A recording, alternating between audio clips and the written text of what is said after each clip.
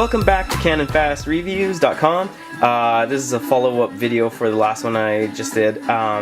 This is just about the HO Bachmann Shay that I converted to SN3. I thought I'd just do a little, if anybody is interested, just a little view of some of the super detailing that I did to the loco and things that I would probably do differently or change now that I know that the hack does work. So of course, first thing is the truck conversion. So they were HO trucks, and if you watch my previous video, you'll see how I convert these to SN3 trucks. So you can see they're a lot narrower now. They're narrow gauge SN3. So go watch that video and you can see how I hack them up. So everything, I don't think I would change anything about how I did the hack. Just follow step by step and you'll see what I did to convert these to SN3. So starting at the front, I was inspired by the Backwoods ON30 kits where they have like the big winches and platforms and everything. I really like those, and I couldn't get them in S scale that I could find or in HO scale, but I did find this guy, and all the parts that I can list, I'll put them in the description with a link. So this guy will be in here, but this is a hand winch, and I broke the handle off multiple times when I was building this, so I got frustrated and just glued it on. I just took it right off and glued it here, so they can attach. The guys can attach it when they work. I'm not doing it now. So anyways, what I did was I just took some black thread, which looks really cool for it's got that nice twisted grain that cable has, and I just took a big string of it, probably quite long, and then I just took silver paint in my hand and twisted it on there, and so that you can still see some of the black thread, but then it's got some silver on it, so it makes it look like it's pretty weathered cable. And then I just attached some chain to the end so they could wrap it around trees and whatnot and pull themselves out of whatever mess they're in. So I haven't weathered the loco yet. I haven't really practiced a whole lot, so I'll probably practice on some other models.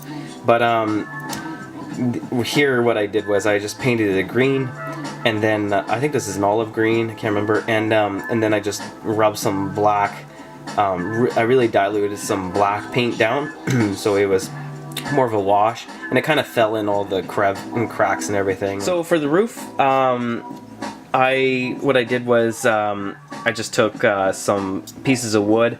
I'll add the video clip in here, and then I painted it black on this side, and I mixed a few reds together until I got the red that I wanted, and painted it like this. It's just that thin tin, corrugated tin. Just getting ready to paint this. This is the roof. What I did was I took some pieces of mahogany, I think it is, and then some just lighter wood, I'm not sure what it is, but I just put the mahogany in the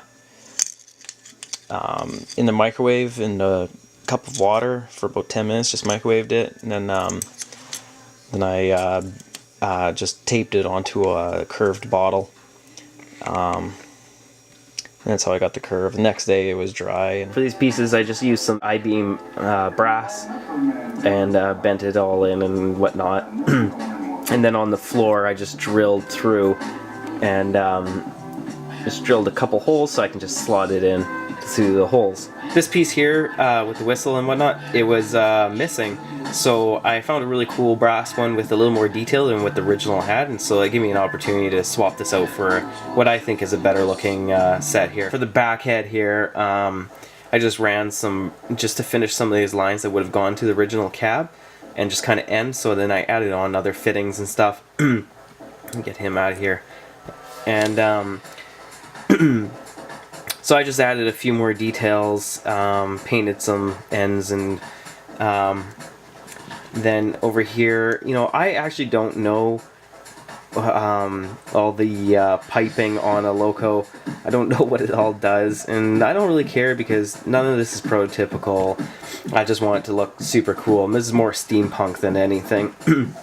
So I just had a whole bunch of cool brass fittings and just put different things, a lot of soldering, a whole bunch of pieces together until I got something that looks what I think is pretty cool. So all these lines came up and into the cab, and I have no idea where they would go, so I just made a big cluster here of brass and soldered a whole bunch of things together, and then of course painted them. For the floor, I think this is mahogany.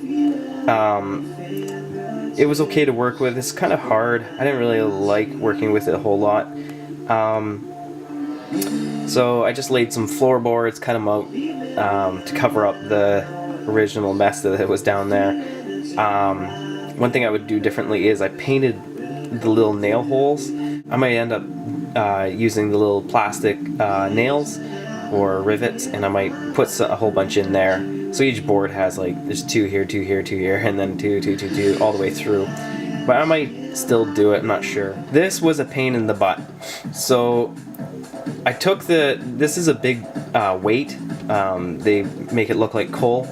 So what I did was I wanted it lower and then I could kind of trough it as if it's funneling down, like some of it was used. And I wanted it to really funnel down because I think the original was just like a slab, kind of square.